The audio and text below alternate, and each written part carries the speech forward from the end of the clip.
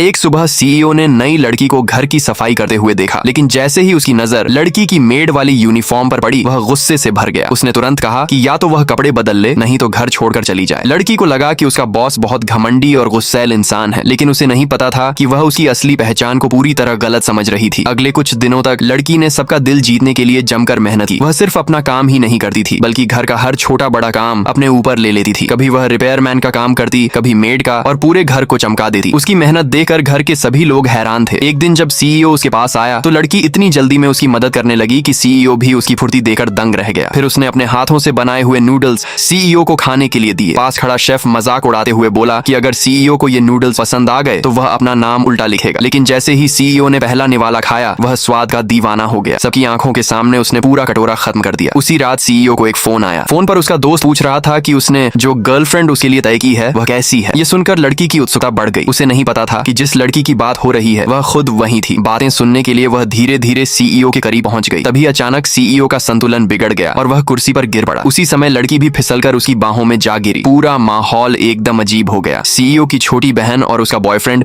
ये सब देखकर चुपके से तस्वीरें लेने लगे। सीईओ गुस्से से लाल हो गया। रात में लड़की माफी मांगने गई, लेकिन सीईओ का डरावना चेहरा याद आते ही वह वापस लौटने लगी। तभी सीईओ ने उसे रोक लिया और कमरे में खींच लिया। दरअसल सीईओ को पता नहीं था कि उसके दोस्त ने मजाक में उसके ड्रिंक में कुछ मिला दिया था, जिससे वह अजीब व्यवहार कर रहा था। लेकिन लड़की ने समझदारी दिखाई। उसने तुरंत बर्फ जैसा ठंडा पानी लाकर सीईओ पर डाल दिया। अगले ही पल सीईओ पूरी तरह होश में आ गया। पार्ट 2 के लिए चैनल को सब्सक्राइब करें।